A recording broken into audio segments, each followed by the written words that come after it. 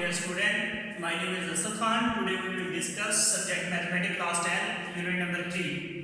Exercise 3.3 part 1. बेटे सबसे पहले यहाँ के जो क्वेश्चन में हमने प्रोपोर्शनल यूज करने हैं, सबसे पहले उनका इंट्रोडक्शन करते हैं. पहला है third proportional. If three quantities A, B and C are related as A ratio B, proportion B ratio C, then C is called third proportional. अगर आपके पास इसमें होता गया थर्ड प्रोपोर्शनल में कि आपको टू वैल्यूज गिवन होती हैं, थर्ड वैल्यू आपने फाइंड आउट करनी है, तो वो इस तरीके से मैनेज करते हैं कि जो सेकंड वैल्यू है उससे टू टाइम रिपीट करते हैं. तो क्या बन जाता है A ratio B proportion B ratio C. अच्छा, उसके बाद है फोर्थ प्रोपोर्शनल.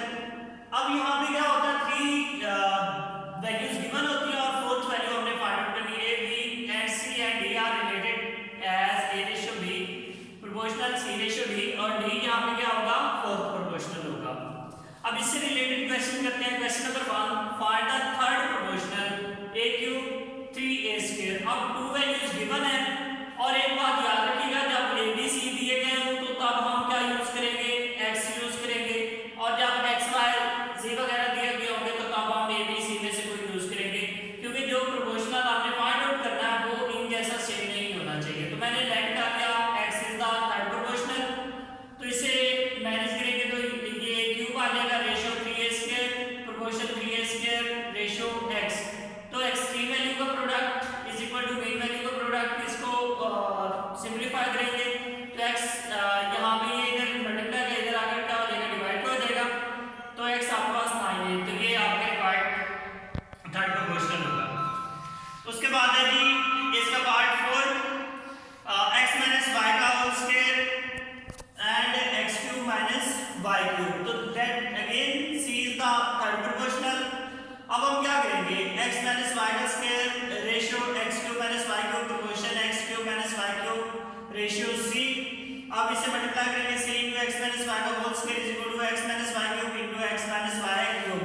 अब यहाँ पे हम क्या करेंगे, क्यूब वाला फार्मूला लगाएंगे, x minus y into x square plus xy plus y square, और इसका लगाएंगे x minus y into x square plus xy plus y square, और ये इधर इस चीज का मल्टीप्लाई का इधर आकर डिवाइड हो जाएगा. अब देखिए x माइनस y और x माइनस y का स्क्वायर हो जाएगा, ये कैंसिल हो जाएगा, तो ऊपर बन जाएगा x square plus xy plus y square का whole square.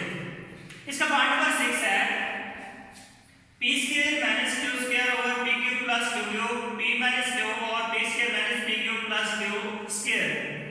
Let x is the third proportional. तो हम इसे अरेंज कर लेंगे थर्ड प्रोपोर्शन में. उसके बाद एक्सट्रीम वैल्यू का product is equal to mean value का प्रोडक्ट. इससे आप x इनटू दिस आ जाएगा.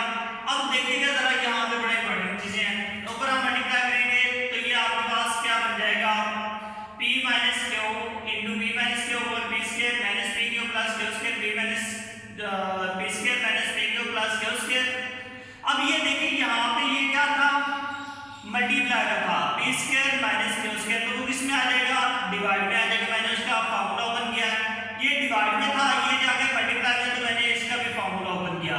तो p प्लस q से p प्लस q कैंसिल हो जाएगा, p माइनस q से p माइनस q कैंसिल हो जाएगा, p square minus p cube plus q square से p square minus p cube plus q square ये कैंसिल हो जाएगा. तो बाकी क्या बच जाएगा, p माइनस q ऊपर बच जाएगा और नीचे बच जाएगा p square minus p cube plus q square. अब क्वेश्चन नंबर 2 है, find the fourth proportional. This is very easy, बस आपने मैनेज करना है. आपके पास है पहले 4x4 2x क्यूब 18x 5.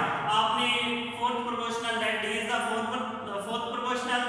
तो अब आप क्या करेंगे, आपने इसे अरेंज कर लिया रेशियो में. उसके बाद आप क्या करेंगे, product of extreme is equal to the product of mean values. इसे आप क्या करेंगे, मल्टीप्लाई करेंगे और ये इधर आकर डिवाइड हो जाएगा. 2 टू द 4 2 बच जाएगा, 2 9 द 18 9 बच जाएगा. अब ये था x5, तो मैं इसे लिख सकता हूँ x4 डॉट x, x4 से x4 कैंसिल, तो ये क्या बच जाएगा x क्यूब इनटू x. तो ये कितना बच जाएगा x4, तो d is equal to 9x4. बेटे ये लिटिल बिट ट्रिकी क्वेश्चन है, इसको आपने ज्यादा फोकस करना है.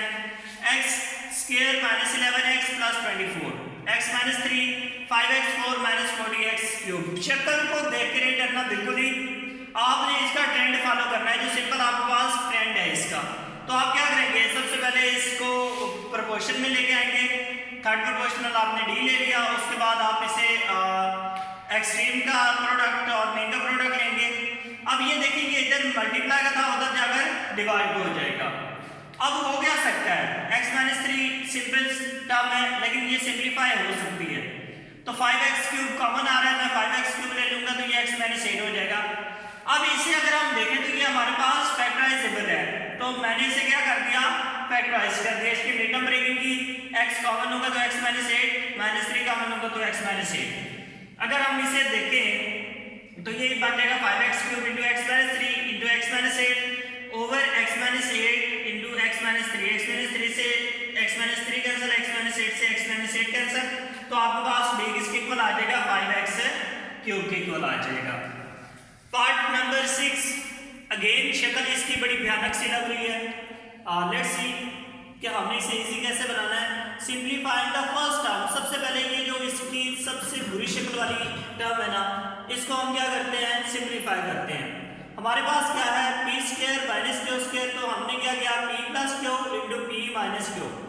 अब आप देखिएगा जरा बच्चे कि p minus q into p² plus pq plus q², तो ये हमारे पास फार्मूला बनता है pq माइनस qq। तो हमने पहली टर्म को थोड़ा सिंप्लीफाई कर लिया, अब इसे ले आए प्रोपोर्शन में, p प्लस q बच जाएगा यहाँ पे, और into pq minus qq ratio. Second आपके पास क्या है, pq plus qq, proportion third क्या है, pq minus qq ratio d। तो आप इस तरह इसका प्रोडक्ट ले लेंगे। अब देखिए ये इधर मल्टीप्लाई का उधर जाकर डिवाइड हो जाएगा, pq माइनस qq से pq माइनस qq कैंसिल हो जाएगा, p प्लस q से p प्लस q कैंसिल, तो आपके पास d आ जाएगा p² minus pq plus q²। I hope बच्चों आपको कुछ समझ आई होगी। Thank you.